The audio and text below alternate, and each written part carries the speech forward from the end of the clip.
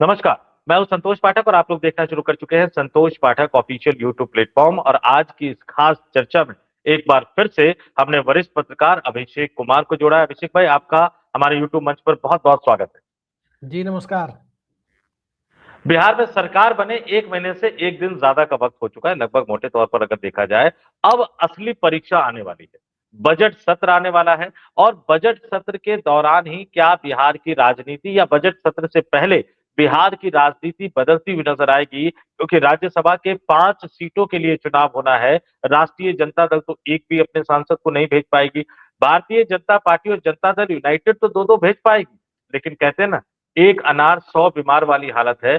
एक पार्टी के मुखिया अपनी माताजी को राज्यसभा भेजना चाहते हैं और एक पार्टी के मुखिया, जिनके विधायकों ने ही उनके खिलाफ मोर्चा खोल रखा है, वो दोबारा से राज्यसभा पाना चाहते हैं। और इस बीच नंबर गेम ने ऐसा उलझा दिया है कि बिहार की राजनीति उसमें उलझती हुई नजर आती है। और जब बिहार उलझेगा तो देश की राजनीति भी उलझेगी। तो ये राज्यसभा का क्या गणित है, ये समझेंगे और बिहार में क्या इम्पैक्ट पड़ेगा, इसको समझने की कोशिश करेंगे। तो अभिषेक भाई, सबसे पहला सवाल तो सीधे सीधे आते हैं मुद्दे पर।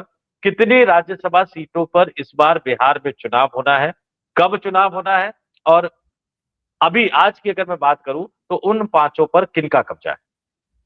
देखिए 5 सीटों पर बिहार में चुनाव होना है। बिहार में जो कुल 16 सीटें हैं वो 3 बार में 5, 5 और 6 करके भरी जाती है।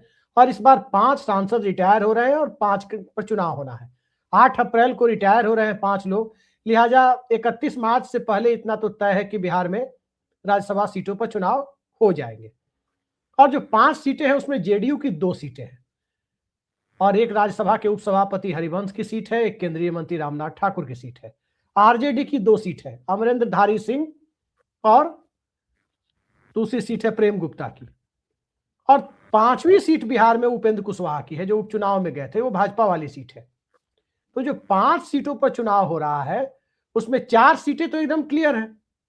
41 पर 1 जाएंगे, यानी 82 से ऊपर विधायक, या कम से कम 82 विधायक तो 2 पार्टियों के हैं, भारतीय जनता पार्टी और जनता दल यूनाइटेड। अपने 2-2 सांसदों को उन्हें जिताने में कोई दिक्कत नहीं है। मामला फंस रहा है 5वीं सीट पर। 5वीं सीट पर अब मैं बिहार के पोर्टल्स को और न्यूज चैनलों को देख रहा था तो वहां चिराग पासवान अपनी मां को भेजना चाहते हैं, ऐसी खबरें हैं। उपेंद्र कुशवाहा राज्यसभा जाना चाहते हैं, ऐसी खबरें हैं। और 35 विधायक इंडिया गठबंधन यानी महागठबंधन के जीते थे, उसमें ओवैसी और बसपा के विधायकों को जोड़ दे तो संख्या 41 तक जाती है। तो एक सांसद के लिए वो लोग भी जुगाड़ करेंगे, यानी 5वीं सीट पर हॉर्स ट्रेडिंग आपको देखने को बिहार में मिल सकती है। नहीं, आपने कहा कि आमतौर पर 5 सीट। बिहार में, जी हाँ, 5 में 41 4 सीटें क्लियर है। 2 क्लियर है। जेडीयू भेजेगी, 2 बीजेपी भेजेगी, उसमें कहीं कोई डाउट नहीं है। चाहे नीतीश कुमार चुनाव के दिन तक इस गठबंधन में रहे या चुनाव के दिन तक उस गठबंधन में रहे। लेकिन विधानसभा में यदि छोटे दलों की पोचिंग नहीं हुई, छोटे दलों के विधायकों के तोड़फोड़ की प्रक्रिया चुनाव के पहले नहीं हुई, तो तय मानिए कि 5वीं सीट पर इलेक्शन होना लगभग तय है। नहीं, आपने बिल्कुल सही कहा कि छोटे दलों में तोड़फोड़ की प्रक्रिया, बड़े दल पाला बदलते हैं। वही है, बड़े दल इस वही बार तो 2 बदलते। ही है बिहार विधानसभा में। हाँ, ठीक है। और 41 विधायकों की जरूरत है। मैं दर्शकों को समझा दूं कि 41 विधायकों की जरूरत है एक राज्यसभा सांसद का चुनाव जीतने के लिए। बीजेपी के पास 89 है, 82 में 2 जितवा लेंगे, 7 बच जाते हैं उनके पास। जनता दल यूनाइटेड के पास 85 है, 82 में 2 जितवा लेंगे, 3 बच जाते हैं उनके पास। तो 7 और 3 10 का आंकड़ा हो जाता है। अगर चिराग पासवान को जोड़ लिया जाए तो 19 हो जाए तो वो 29 हो जाते हैं। हम के 5 जोड़ दिए जाए तो आपके 34 हो जाते हैं और आरएमएल के 4 जोड़ दिए जाए तो 38 हो जाते हैं, यानी 3 की कमी। लेकिन फिर यहां भी वही हालत है। अभी तो बीजेपी में क्या बवाल है वो तो हम आगे चर्चा करेंगे। उपेंद्र कुशवाहा ने जब कम सीटें ली तो उन्होंने क्लियर कट बताया था कि उनको एक एमएलसी का पद ऑफर किया गया है और एक सांसदी, उनकी सांसदी रिन्यू की जाएगी। ये उन्होंने पत्रकारों को ऑफ द रिकॉर्ड बताया था। बेटे को मंत्री बना दिया, उनको एमएलसी बनाना पड़ेगा 6 महीने के अंदर। उनकी राज्यसभा रिन्यू होनी है। लेकिन उनकी राज्यसभा अगर रिन्यू हो जाएगी तो फिर चिराग पासवान का जो सपना है कि अपनी माता को वो राज्यसभा भेजे, वो टूट जाएगा। और अगर चिराग पासवान का सपना पूरा होगा इधर उधर से जुगाड़ उगाड़ करके, जैसा कि आपने कहा कि छोटे दलों पे, तो फिर उपेंद्र कुशवाहा का सपना टूट जाएगा। और दूसरी सूरत में अगर विपक्षी राजनीतिक दल, यानी जो तेजस्वी यादव है, अगर जिस तरह से उन्होंने विधानसभा चुनाव के समय किया, अगर उस ट्रेडिशन को तोड़कर वो ओवैसी को साथ लेते हैं और बीएसपी को साथ लेते हैं, तो शायद वो एक अपना राज्यसभा जो है वो भिजवा सकते हैं। लेकिन शायद वाली बात यहाँ पे आ रही है। अगर सपना टूटेगा उपेंद्र कुशवाहा का और चिराग पासवान का, तो असर किस पे पड़ेगा? और इसका एक सवाल ये भी है कि क्या दोनों की पार्टी तब तक एकजुट रह पाएगी? असली बात आपने सबसे लास्ट में कही है। आखिर में जो आपने बात कही है कि बिहार में क्या पोचिंग की प्रक्रिया तब तक रुकी रहेगी, क्योंकि पोचिंग की प्रक्रिया तब तक रुकी रहेगी, इसका सीधा मतलब है कि 5वीं सीट पर कॉन्टेस्ट होगा। और जब से नवंबर 2005 से नीतीश कुमार मुख्यमंत्री बने हैं, बिहार के विधायकों ने राज्यसभा चुनाव के लिए वोट नहीं डाला है। आमतौर पर निर्विरोध ही वोटिंग होती रही है, निर्विरोध ही चुनाव हुआ। 5 सीट है, 5 ही कैंडिडेट आए। सिर्फ एक बार जो बाई इलेक्शन 2014 लोकसभा चुनाव के बाद हुआ था, जिसमें वो आम्रपाली वाले बिल्डर अनिल शर्मा वगैरह भी चुनाव लड़ गए थे, आपको याद होगा, जिसमें शरद यादव जीत करके गए थे उपचुनाव। उस उपचुनाव में वोटिंग हुई थी बिहार में। जेडीयू के कुछ विधायकों ने उसमें क्रॉस वोटिंग की थी, जिनका टिकट काटा गया था 15 के चुनाव में। उस उपचुनाव को यदि छोड़ दें, जो राजीव प्रताप रूडी लोकसभा चले गए थे राज्यसभा से, उसी सीट पर उपचुनाव हुआ था, और रामविलास पासवान भी राज्यसभा से लोकसभा चले गए थे, उन्हीं दोनों सीटों पर उपचुनाव हुआ था। तो उस उपचुनाव को यदि छोड़ दें तो राज्यसभा चुनाव में बिहार की तरफ, बिहार से कभी भी आपको नीतीश कुमार के राज में वोटिंग की नौबत नहीं आई है। लेकिन क्या नीतीश कुमार इस बार वोटिंग को रोक पाएंगे राज्यसभा में? ये बड़ा सवाल है। और देखिए, जनाधार के आधार पर कहें तो बिहार में 3 बड़ी पार्टियां हैं, राजद, जदयू और भाजपा। लेकिन इस विधानसभा के अंक गणित के आधार पर कहें तो बिहार विधानसभा में 2 बड़ी पार्टियां हैं, जिनमें टूट की संभावना दूर दूर तक नहीं है। वो है जेडीयू और बीजेपी। क्योंकि तमाम पार्टियां 25 या 25 से नीचे विधायकों वाली हैं, 1 से लेकर 25 तक विधायक हैं छोटे दलों के। और दल बदल कानून आप जानते हैं कि कैसा है। दल बदल कानून ये कहता है कि 2/3 की संख्या अगर है तो 2/3 विधायक, कम से कम 2/3 विधायक अलग हो सकते हैं, लेकिन अलग होकर अपनी पार्टी नहीं बना सकते। उसी विधानसभा में एग्जिस्ट कर रही किसी पार्टी में जाकर मर्ज हो सकते हैं। अब लोक जनशक्ति पार्टी यदि टूटती है तो कम से कम 19 में से 2/3 यानी 13 विधायक टूटने होंगे। राजद यदि टूटती है तो 25 में से 17 टूटने होंगे। कांग्रेस टूटती है तो 6 में से 4 टूटने होंगे। ओवैसी की पार्टी टूटती है तो उसके लिए भी 5 में से 4 टूटने होंगे। इसके बाद उपेंद्र कुशवाहा की पार्टी टूटती है तो उनके विधायकों की टूट के लिए 4 में से 3 की जरूरत है। और बाकी तो सिंगल वाले विधायक हैं, एक माले 2 वाले हैं, तो माले में टूट की संभावना आपको पता है कि नहीं है। तो बाकी जो पार्टियां हैं वो सिंगल है, वो जहां जिस पार्टी में मर्ज कर जाए। निर्दलीय किसी में मर्ज नहीं हो सकते, तो बिहार की जनता ने किसी निर्दलीय को चुनाव जिताया ही नहीं है। तो ये स्थिति बिहार विधानसभा के अंदर है। और जिस वक्त सरकार बन रही थी उस वक्त भी मैंने अपने चैनल पे कहा था कि बिहार की जनता ने ऐसा जनादेश दिया है कि जदयू या भाजपा पहली बार जिसे गवर्नर इनवाइट कर दे वही विधानसभा में बहुमत साबित कर देगा।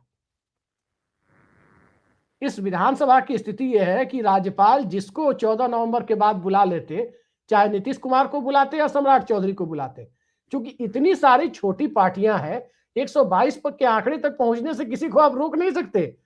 जिस मुख्यमंत्री ने शपथ ले ली 5 साल तक उसे बहुमत का संकट नहीं है, चाहे वो गठबंधन, इस गठबंधन में रहे या इसको छोड़ दे, या उस गठबंधन में रहे या उसको छोड़ दे।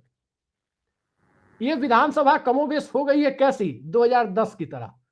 ठीक है कि 2010 की तुलना में नीतीश कुमार के 30 विधायक कम है, ये बात जरूर है, लेकिन स्थितियां कमोबेश वैसी ही है कि नीतीश कुमार जब चाहे साथ रखे, जब चाहे मंत्रियों को बर्खास्त करके अलग हो जाए। ये स्थिति बिहार विधानसभा के अंदर अभी बनी हुई है। और सबसे बड़ी चीज ये देखे जाने वाली बात होगी कि छोटी पार्टियों में राज्यसभा चुनाव तक किसका किसका विधायक दल आज वाली परिस्थिति में विद्यमान होता है, यानी उसमें टूट नहीं होती है। चुनाव में 5वीं सीट पर चुनाव की नौबत तो तभी आएगी जब टूट नहीं होगी छोटे दलों में। छोटे दल यदि उसके पहले ही टूट जाएंगे तब तो 5वीं सीट के चुनाव का मामला ही खत्म हो जाएगा।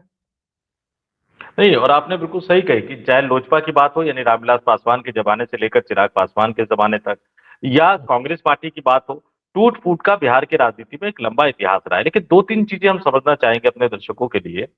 नीतीश कुमार मुख्यमंत्री है, चुनाव से पहले अचानक हमने देखा कि चिराग पासवान हो, उपेंद्र कुशवाहा हो, जीतन राम मांझी, वो नीतीश के समर्थन में बयान दे रहे हैं। अभी एक हिजाब वाला प्रकरण बहुत ज्यादा चर्चा में, लेकिन उसमें जिस तरह से गिरिराज सिंह साथ आए, जीतन राम मांझी ने तो बड़ा गजब टाइप का बयान दे दिया। और आज जो संवैधानिक पद पर बैठे हुए हैं राज्यपाल बिहार के आरिफ मोहम्मद खान साहब, जो कि गृह मंत्री के प्रतिनिधि के तौर पर बिहार में है, उन्होंने भी नीतीश कुमार के समर्थन में एक बयान दे दिया।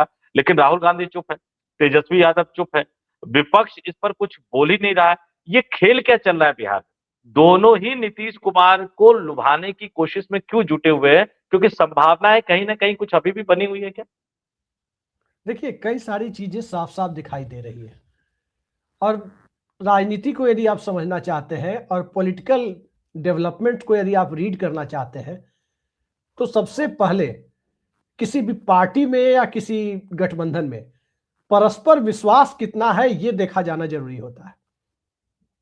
म्यूचुअल ट्रस्ट दलों के बीच में कितना है, और यह बात कहने में कहीं से कोई शको शुबहा नहीं है कि बिहार में एनडीए के अंदर कोई म्यूचुअल ट्रस्ट जैसी स्थिति नहीं है। बिहार में भारतीय जनता पार्टी अपना मुख्यमंत्री चाहती है आने वाले वक्त में, इस बात से कोई इनकार नहीं कर रहा। और यह बात ऐसा नहीं है कि संतोष पाठक या अभिषेक कुमार को पता है और नीतीश कुमार को नहीं पता है। अगर कोई यह समझता है कि पत्रकारों को पता है और नीतीश कुमार को नहीं पता है, तो वही उसकी बुद्धि की बलिहारी है, उसको हम लोग कुछ कह नहीं सकते। नीतीश कुमार भी इस बात को बखूबी जानते हैं कि भारतीय जनता पार्टी के पास 89 विधायक है।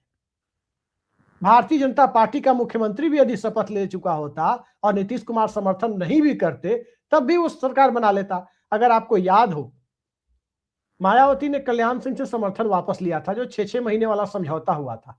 भाजपा के पास 176 विधायक थे और उस वक्त उत्तराखंड नहीं बना था, 425 सदस्यों की यूपी विधानसभा थी। क्या कल्याण सिंह को बहुमत साबित करने से रोका जा सका? 93 मंत्री बना दिए लेकिन बहुमत साबित कर दिया। विधानसभा के अंदर स्पीकर का कपार फूट गया था, सर फट गया था, इतनी ज्यादा मारपीट हुई थी विधानसभा के अंदर। वो फुटेज अभी आपने देखी होगी या याद होगी, वो फुटेज आपको अभी भी यूट्यूब पर मिल जाएगी कि माइक तोड़ तोड़कर आसन की तरफ फेंके जा रहे थे यूपी विधानसभा में, लेकिन बहुमत साबित कर दिया कल्याण सिंह ने, क्योंकि बहुमत से उनके पास 37 विधायक कम थे। बहुमत के आंकड़े से 37 विधायक 212 या 213 का जो आंकड़ा था, उससे 37 विधायक कम थे। वो संख्या उनके पास, कांग्रेस टूटी, लोकतांत्रिक कांग्रेस बन गई नरेश अग्रवाल और जगदम्बिका पाल वाली। बसपा टूटी, जनतांत्रिक बसपा बन गई। और बसपा 1/3, उस वक्त का जो दल बदल कानून था वो 1/3 टूटी भी नहीं थी। स्पीकर उसको अंडर कंसिडरेशन विचार करने के लिए रखे रह गए और विचार करते करते 5 साल का कार्यकाल पूरा करा दिया। ये आपको आपने देखा होगा, ये सब जो उत्तर प्रदेश में हुआ था। तो सवाल यह है कि जब सदन के अंदर इस विधानसभा में छोटे दलों की बहुत बड़ी तादाद हो, कांग्रेस पार्टी के जो 33 विधायक थे 22 टूट गए थे, 22 या 25 टूट गए थे, लोकतांत्रिक कांग्रेस बना ली थी यूपी में। बिहार में तो राजद के 25 विधायक हैं। कई सारी चुनौतियां नीतीश कुमार के सामने है और इस सरकार में रहकर नीतीश कुमार को उन चुनौतियों से पार पाना होगा, क्योंकि भारतीय जनता पार्टी, देखिए एक चीज ध्यान रखिएगा, उत्तर प्रदेश में उसकी सरकार है। अगर केंद्र में उसकी सरकार गिर भी जाए, नायडू और नीतीश गिरा भी दे, लेकिन बिहार में अगर उसकी सरकार बन जाती है तो बना लेगी, क्योंकि केंद्र में सरकार गिरने के बाद अगर वो फिर मिड टर्म पोल में जाती है भारतीय जनता पार्टी, तो उसे पता है कि जब बिहार हाथ आ गया और डबल इंजन के चुनाव में अदृश्य शक्तियां मदद करती है चुनाव में, आपको मालूम है डबल इंजन में अदृश्य शक्तियां प्रभावी हो जाती है। लोकसभा चुनाव में महाराष्ट्र में देखिए, चारों खाने चित हो गया था एनडीए। 4 महीने बाद पता नहीं राज्य के लोगों को पुनर्जागरण हुआ या कोई दैवीय शक्ति प्राप्त हो गई या कोई दैवीय आदेश आ गया कि नहीं नहीं, लोकसभा चुनाव में ही गलती हो गई है, विधानसभा में तो वोट दे देना है। उस तरह की कोई चीजें हुई कि विधानसभा में एक तरफा बहुमत मिल गया एनडीए को, आपने देखा। तो डबल इंजन की सरकारों में जो अदृश्य शक्तियां मदद करती हैं आज के जमाने में, उन अदृश्य शक्तियों को यूपी में भी वो अदृश्य शक्तियां भाजपा के पास है और बिहार में भी मिल जाएगी। 2 चीजें, आपने जिस अदृश्य या इनविजिबल पावर का जिक्र किया, थोड़ा बहुत खुलासा तो जीतन राम मांझी कर चुके हैं, हालांकि बाद में अपने बयान से पलट गए। जीतन राम मांझी ने बहुत छोटी सी बात कही है, वो बहुत छोटा सा किस्सा है और किस्से बहुत बड़े हैं उससे लेके।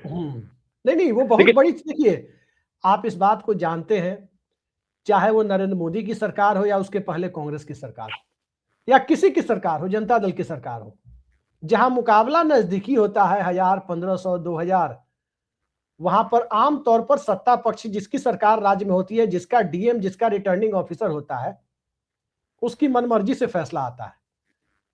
ये बात आपने देखी होगी, महाराष्ट्र में 48 वोट से एक लोकसभा सीट पर फैसला हुआ। जीता कौन? सिंधे की पार्टी, सिंधे मुख्यमंत्री थे। उनकी पार्टी के लोग जीते। इस तरह की चीजें होती है। पिछली बार 2020 में बिहार में 12 वोट से शक्ति यादव हारे थे, जीता कौन? जेडीयू।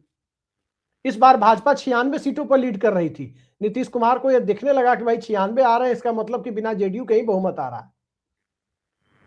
और शाम में जिन जिन सीटों एक पर नजदीकी अभिषेक मुकाबले से भाई, एक बड़ी फैसला हुआ वो दिलचस्प बात, विपक्ष ही जीता। एक बड़ी जी दिलचस्प बात आपको बताऊं। हालांकि इस बार तो ये हुआ कि शाम में जिन सीटों का फैसला हुआ वो विपक्ष हाँ, के ये खेमे बात में मैं कैसा फिर कह गया। रहा हूं कि जो बात मैंने कही है इसका मेरे पास कोई प्रमाण नहीं है, लेकिन उदाहरण जरूर है।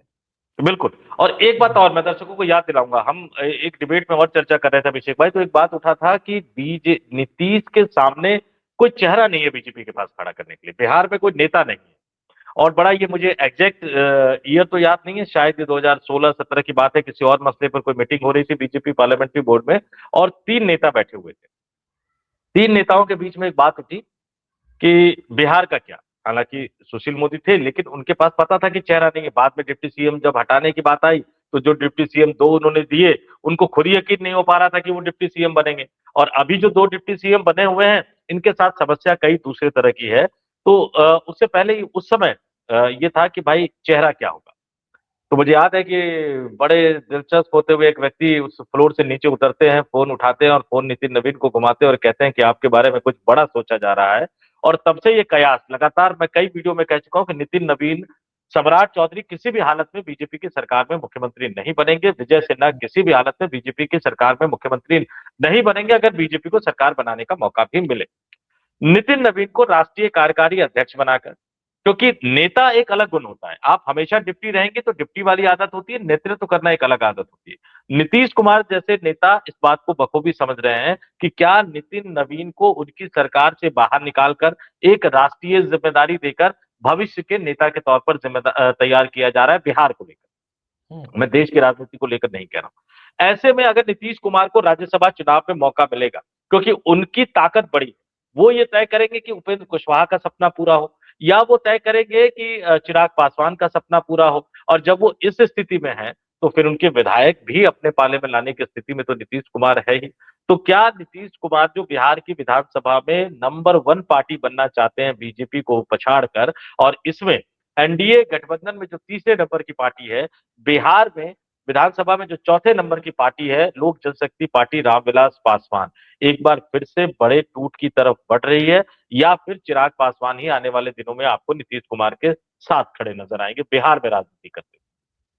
देखिए, चिराग पासवान नीतीश कुमार के साथ नजर नहीं आएंगे, ये बात मैं गारंटी के साथ कह सकता हूं। इसलिए क्योंकि चिराग पासवान को तीसरी बार के सांसद है, कम उम्र में केंद्र में कैबिनेट मंत्री का ओहदा मिल गया है। कैबिनेट मंत्री पद वो छोड़ करके नीतीश कुमार के साथ जाएंगे, ये बात आसानी से गले नहीं उतरती। दूसरी बात, हाजीपुर की जो लोकसभा सीट है, उस सीट का जो कंपोजिशन है, जहां से चिराग पासवान सांसद है, उस पर आप ध्यान दीजिएगा तो बहुत सारी चीजें साफ होगी। हाजीपुर की लोकसभा सीट मोटे तौर पर यादव और राजपूत बहुल सीट है। जब यादव और राजपूत एक साथ वोट करते थे, तब Ramvilas Paswan Guinness book of world record बनाते थे 77 में, और फिर 89 में वीपी सिंह की लहर में अपना ही रिकॉर्ड तोड़ते थे। लेकिन जब ये दोनों अलग अलग ध्रुव पर जाने लगे, अलग अलग पोजीशन में जाने लगे, एक इस तरफ दूसरे दूसरी तरफ, दोनों में से एक खंभा पकड़ करके रखना चिराग पासवान की राजनीतिक मजबूरी है संसद पहुंचने के लिए। ये बात आसानी से समझी जा सकती है। कोई भी राजनेता कोई भी बड़ा राजनीतिक फैसला लेता है तो सबसे पहले देखता है कि हमारी लोकसभा सीट जहां से वो खुद चुनाव लड़ता है, वो कहीं किसी खेल का हिस्सा तो नहीं बन रही है, वो कहीं फंस तो नहीं रही है। वो सबसे पहले ये चीज देखता है। तो चिराग पासवान आज के डेट में यदि वो हाजीपुर से ही अपने पॉलिटिकल करियर को देख रहे हैं, तो वो गठबंधन का साथ नहीं छोड़ेंगे। दूसरी बात, चिराग पासवान दलित नेता है। रिजर्व सीटों पर भारतीय जनता पार्टी के चुनावी हिंदुत्व का कार्ड सबसे आसानी से चलता है, क्योंकि वहां पर 60-70%, 80% तक ऐसे वोटर होते हैं जिनकी जातियों से कोई कैंडिडेट नहीं हो सकता, और जिनकी जातियों से कोई कैंडिडेट नहीं हो सकता, उनको चुनावी हिंदू बना लेना सबसे आसान काम है। आखिर देखिए, जातीय समीकरण पर कौन जाता है? जातीय समीकरण पर वही समुदाय जाता है जिस समुदाय को सांसद और विधायक के लिए रिप्रेजेंटेशन कम से कम मिलता है या नहीं मिलता है। वो समाज जातीय समीकरण पर नहीं जाता है, वो हिंदुत्व की लाइन पर जाता है। जिसको सांसद और विधायक बनाने की इच्छा जिस समुदाय के अंदर राजनीतिक तौर पर दबी हुई होती है या खत्म हो चुकी होती है। उदाहरण के लिए बिहार में जनरल कैटेगरी में कायस्थों को देखें, उन्हें पता है कि कोई पार्टी पटना के बाहर उनको टिकट नहीं देगी, तो वो हिंदू बन जाते हैं, वो भाजपा के साथ है। अति पिछड़ों में ज्यादातर जो डोमिनेंट है, जैसे मल्लाह है, उनका अपना नेता है। जो तेली है, उनका भी अपना नेता है, नरेंद्र मोदी खुद है उनके नेता।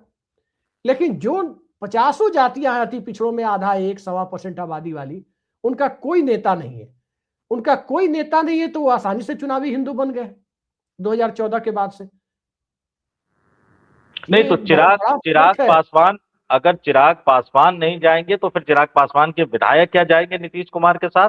और एक बड़ा सवाल कि अगर नीतीश कुमार अपने दम पर यानी जनता दल यूनाइटेड का आंकड़ा वो 95 से ऊपर ले जाए तो फिर वो ज्यादा कंफर्टेबल किनके साथ महसूस करेंगे, ज्यादा सुविधाजनक स्थिति में किसके साथ महसूस करेंगे? और बड़ा दिलचस्प सवाल जो दर्शक भी जानना चाहते हैं कि बजट सत्र के दौरान कुछ होगा या बजट सत्र के बाद कुछ होगा, क्योंकि ये तय है कि इस विधानसभा में नीतीश कुमार कम से कम इसी गठबंधन के मुख्यमंत्री तो पूरे 5 वर्ष तक नहीं बने रहेंगे। जी, अब एक चीज मैं आपको थोड़ा सा क्रिकेट की भाषा में कहूं तो, हम लोग जब बच्चे थे, स्कूल में थे, तो ऑस्ट्रेलियन क्रिकेट टीम के कैप्टन थे स्टीव वॉग। बड़े अच्छे मिडिल ऑर्डर बैट्समैन थे। लेकिन स्टीव वॉग आमतौर पर किसी बैट्समैन के साथ उनकी साझेदारियों का जिक्र नहीं होता है। उनकी साझेदारियां टेल एंडर के साथ होती थी। वो जो बैट पकड़ना जिनको नहीं आता, उसके साथ भी 25-30 रन जोड़ लिए, नीचे के 4 बैट्समैन के साथ 30-30, 40-40 रन जोड़ते चले गए, स्कोर को 150 रन उम्मीद से आगे बढ़ा दिया टेस्ट मैच में। और वही उनकी ताकत थी स्टीव वॉग की। वो 5वें 6ठे नंबर पर आते थे और नीचे के बैट्समैन के साथ अच्छी साझेदारियां करते थे। सेन वॉर्न तक के साथ एक बार तो उन्होंने ग्लेन मैगरा के साथ 50-55 रन की साझेदारी कर दी थी। तो नीतीश कुमार वही है, स्टीव वॉग है। वो ऐसे कैप्टन है, स्टीव वॉग टाइप कैप्टन है नीतीश कुमार। नीतीश कुमार किसी भी ऊपर के बैट्समैन जिनके पास 89 विधायक है उनके साथ पार्टनरशिप करने में कंफर्टेबल नहीं है। 91 वाली भाजपा के साथ उनकी पार्टनरशिप कितने दिन निभी? 2.5 साल तक इसलिए निभ गई क्योंकि उस वक्त भारतीय जनता पार्टी को पता था कि नीतीश कुमार के पास 115 जीते हैं और 4 को मर्ज करा लिया है, 119 पर खुद है, तो ज्यादा इधर उधर करने से कोई फायदा नहीं है। और कांग्रेस की सरकार है दिल्ली में, तो राज्यपाल महोदय जो बैठे हुए हैं वो कांग्रेस के द्वारा नियुक्त किए गए हैं, लिहाजा राजभवन से भी मदद नहीं मिल रही है। तो उस दौर में नवंबर 2010 से लेकर के जून 2013 के बीच में, यानी जो 2.5 साल का जो दूसरे कार्यकाल का भाजपा जेडीयू का साथ था, उसमें बीजेपी के पास करने के लिए कुछ था नहीं। अब बीजेपी के पास गवर्नर भी अपनी सरकार द्वारा नियुक्त किया गया है, सत्ता भी दिल्ली में अपनी है। तो उस परिस्थिति में बीजेपी नीतीश कुमार को 5 साल तक चलने देगी? क्या वाकई बिहार में आकर भारतीय जनता पार्टी को कोई निर्वाण प्राप्त हो गया है कि बीजेपी को, जेडीयू को यह काम करने देगी? कोई अगर ये सोचता हो कि नीतीश कुमार से सोचे कि नहीं भाई इनको रहने देना है, बड़े अच्छे आदमी है, बड़े सज्जन आदमी है, ठीक ठाक काम करते हैं, बीच बीच में कोई विवाद भी खड़ा कर देते हैं, थोड़ा इंटरटेनमेंट भी कर देते हैं, कोई ये सोच करके नीतीश कुमार को 5 साल चलने देगा? मुझे नहीं लगता है। ये बात गले उतरने वाली है नहीं कि बीजेपी इनको चलने देगी। और इस बात को जब हम और आप समझ रहे हैं तो नीतीश कुमार नहीं समझ रहे हैं, ये कैसे हो सकता है? नीतीश कुमार वही बिल्कुल नीतीश कुमार है जब भारतीय जनता पार्टी को 91 विधायक जीत कर आ गए थे उनके, नीतीश कुमार ने ज्वाइंट प्रेस कॉन्फ्रेंस तक नहीं बुलाई थी, अकेले प्रेस बुला लिया था। आप तो थे उस प्रेस कॉन्फ्रेंस में। मुझे याद है कि हम लोग पटना में बुला मुख्यमंत्री लिया था। आवास के बाहर लाइव कर रहे थे और अचानक बताया गया कि इतने बजे मुख्यमंत्री प्रेस कॉन्फ्रेंस करेंगे। दोपहर में शायद 12 या 12:30 बजे का मैसेज आया। कई जी सवाल पूछे और बड़े दिलचस्प अंदाज में उन्होंने सवाल का जवाब दिया। मुझे याद है कि सुकेश रंजन जी और मैंने, हम दोनों ने सवाल पूछा एक के वन बाय वन कि क्या आप गुजरात के मुख्यमंत्री नरेंद्र मोदी को अपने शपथ ग्रहण समारोह में बुलाएंगे? पहला सवाल सुकेश जी ने पूछा, फिर मैंने दोहराया। चिढ़ते हुए नीतीश कुमार ने कहा था कि खो जाने वाला सवाल आप लोग क्यों पूछ रहे हैं? तो निश्चित तौर पर वो चिढ़ तो कहीं ना कहीं है। और बिल्कुल आपने सही कहा कि चीजें बदलेंगी, हालांकि वो कब बदलेगी इंतजार करना पड़ेगा कि राज्यसभा चुनाव में किसका सपना पूरा होता है, किसका सपना टूटता है। सपना जिसका पूरा होगा उससे पहले पार्टी बचेगी या नहीं बचेगी, और जिनका सपना टूटेगा, टूटने के बाद वो क्या करेंगे। तो बिहार की राजनीति में अभी कई दिलचस्प घटनाक्रम बाकी है और जब भी कुछ बड़ा होगा तो हम कोशिश करेंगे कि अभिषेक भाई को अपने साथ हम जोड़ सके। तो अभिषेक भाई, इस चर्चा में हमारे साथ शामिल होने के लिए आपका बहुत बहुत धन्यवाद। जी नमस्कार।